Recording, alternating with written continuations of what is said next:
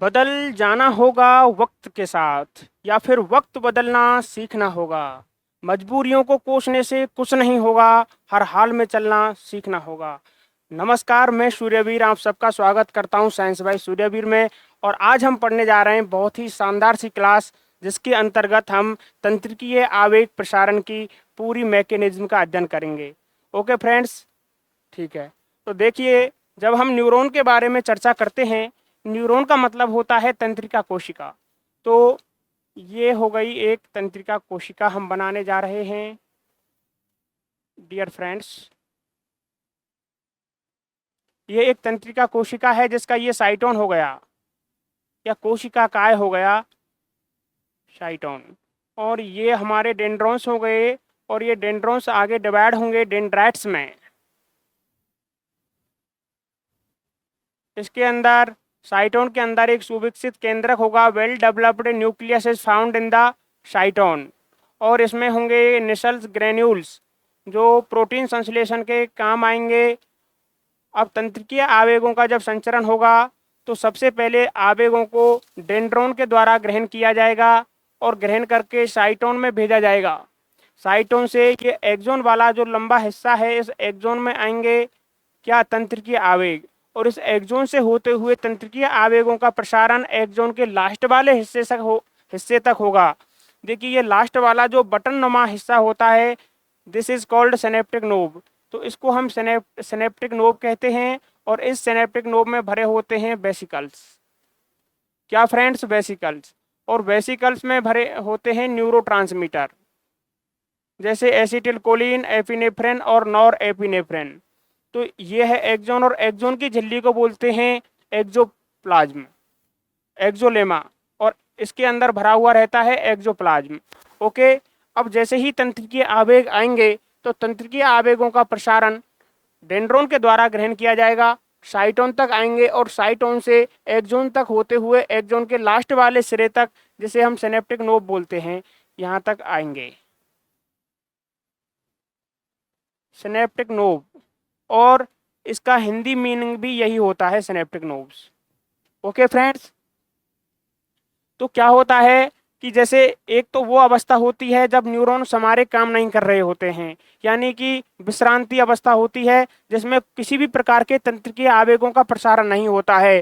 Friends, दूसरी अवस्था वह होती है जैसे ये मेरे हाथ पर पेन रखा है और इसके जो संकेत हैं या जो जो इम्पल्स हैं वो मेरे हाथ से होते हुए और न्यूरॉन के द्वारा मेरुरज्जु तक जाएंगे और मेरुरज्जु से ब्रेन तक पहुंचेंगे। तो उस चीज को हम समझेंगे कि किस तरह से जो आवेग होते हैं वो पहुंचते हैं हमारे ब्रेन तक।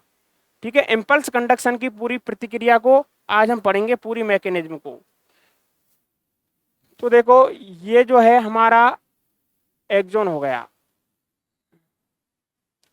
ये एक्सोन है,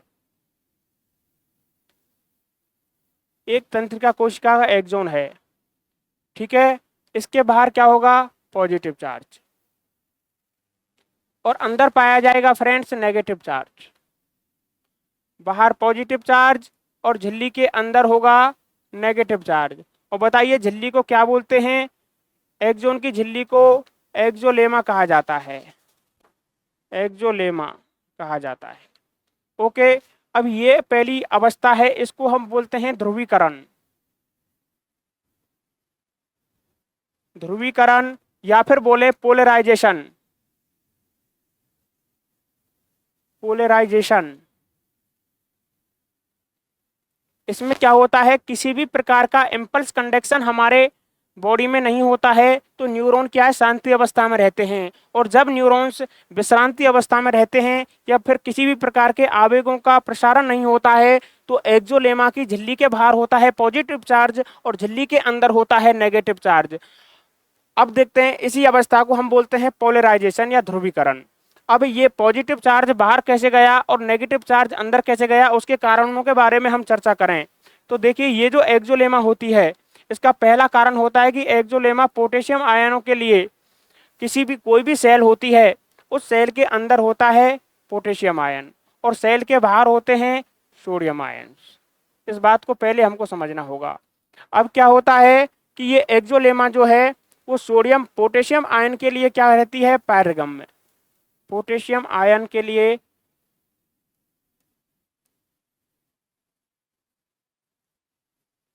पारगम्य, पोटेशियम आयन के लिए पारगम्य होगी यानी परमिएबल होगी, तो फिर क्या होगा कि पोटेशियम आयन इस झिल्ली से बाहर की ओर चले जाएंगे।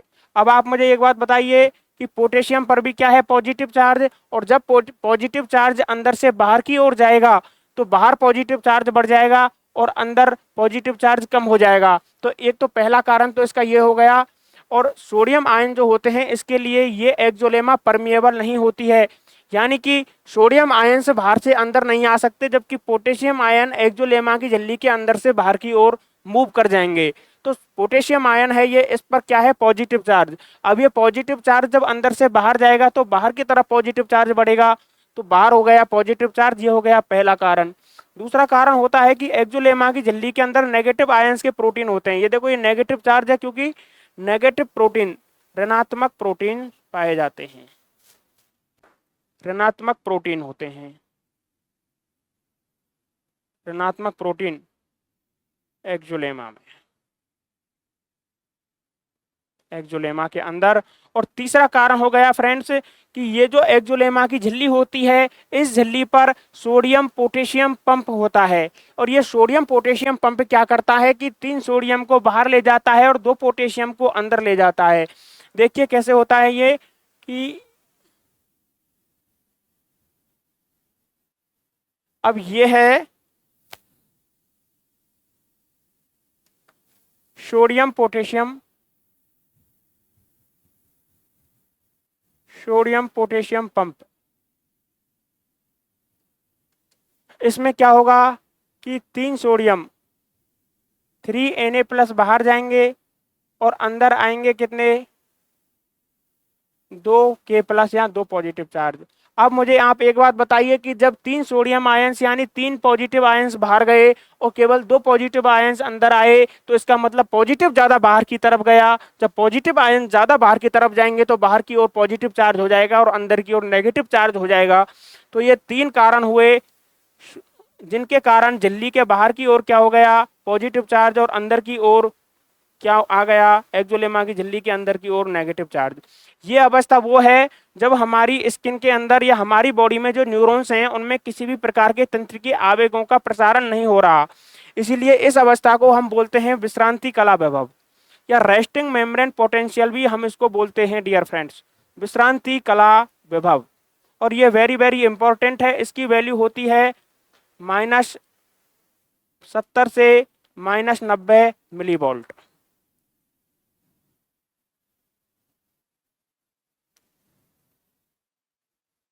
ओके, अब क्या होगा, अब क्या होगा, जैसे ही तंत्र के आवेगों का प्रसारण हुआ, यानी कि आवेग जाएंगे। आवेग कैसे जाते हैं, जैसे ये पेन मैंने यहाँ तक रखा और मेरे को इस चीज़ का मालूम पड़ा कि मेरे हाथ पर पेन रखा हुआ है, यहाँ पर हाथ पर चेंटी चली, तो फिर क्या हुआ, यहाँ पर किसी चीज़ से मैंने हाथ लगाया तो मेरे को पता लग रहा है कि मैंने किसी चीज़ को स्पर्श किया है। इसका मतलब तंत्र के आवेगों का जो प्रसारण है वो हुआ है। वो कैसे होता है कि जैसे ही कोई किसी चीज़ को मैंने छुआ, तो छूने पर क्या होगा कि जो रिसेप्टर्स होंगे त्वचा के अंदर जो रिसेप्टर्स होंगे या ग्राही होंगे उनका संपर्क होता है न्यूरॉन से।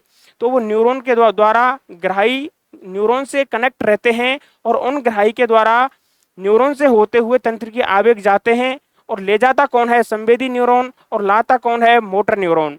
ठीक है, अब जैसे ही तंत्र के आवेग जाएंगे या फिर तंत्रिकीय आवेगों का प्रसारण होगा, तो ये जो स्थिति है ये पूरी तरह से उल्टी हो जाएगी। ये ठीक ऐसे ही है जैसे पहले पंखा बंद था और बाद में मैंने स्विच को ऑन कर दिया तो पंखा चालू हो जाएगा। वैसे ही बाहर पॉजिटिव चार्ज है और अंदर नेगेटिव चार्ज है, तो इम्पल्स कंडक्शन के दौरान या तंत्रिकीय आवेग प्रसारण के दौरान बाहर का पॉजिटिव चार्ज अंदर हो जाएगा और अंदर का नेगेटिव चार्ज बाहर हो जाएगा एक्सोलेमा की झिल्ली के बाहर। ये वैसे ही हो गया जैसे कोई विद्युत का उपकरण बंद था, मैंने चटकनी को चालू किया तो फिर ये जो पॉजिटिव और नेगेटिव आयन बाहर अंदर हैं ये आपस में चेंज हो जाएंगे। तो जो सामान्य अवस्था थी बाय डिफॉल्ट स्टेज वो थी ध्रुवीकरण। इसमें झिल्ली के बाहर की ओर रहता है पॉजिटिव चार्ज और अंदर की ओर रहता है नेगेटिव चार्ज। लेकिन अगली स्थिति जो आती है उसे हम बोलते हैं माय डियर फ्रेंड्स विध्रुवीकरण, विध्रुवीकरण।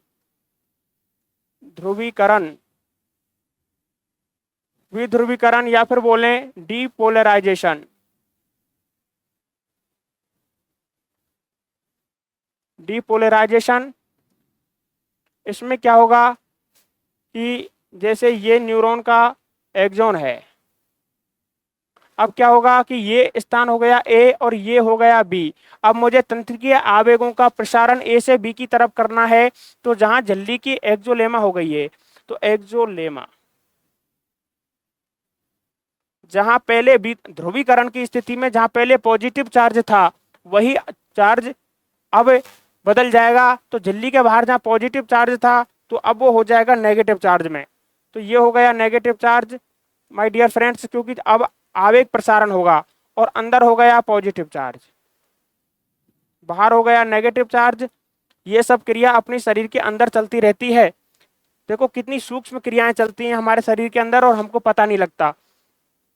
ठीक है, तो अब ए से बी तक तंत्रिकीय आवेगों का प्रसारण होगा। जैसे ही तंत्रिकीय आवेगों का प्रसारण होगा, तो ये आयन वाली जो चीज है वो झिल्ली के आर पार आपस में इंटरचेंज हो जाएंगे, बदल जाएंगे। इस अवस्था को हम कहते हैं डीपोलराइजेशन या विध्रुवीकरण।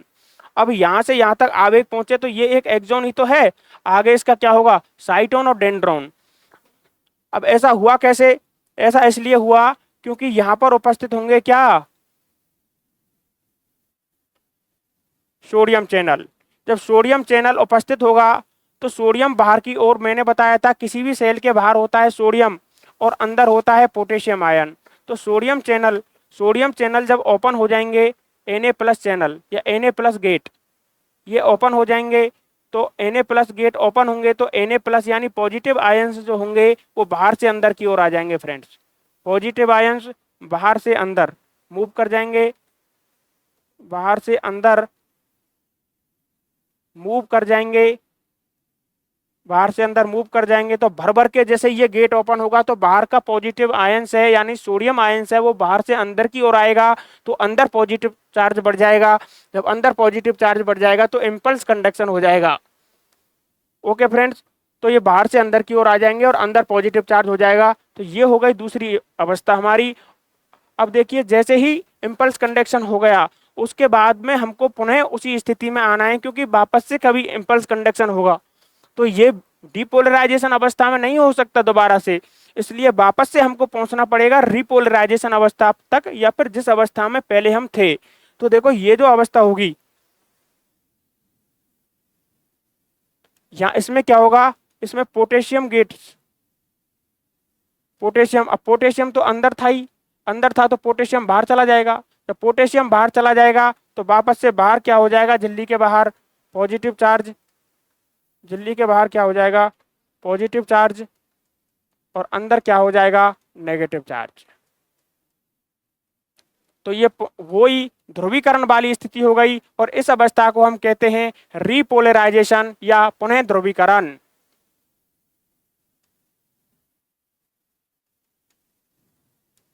पुनः ध्रुवीकरण। Okay dear friends,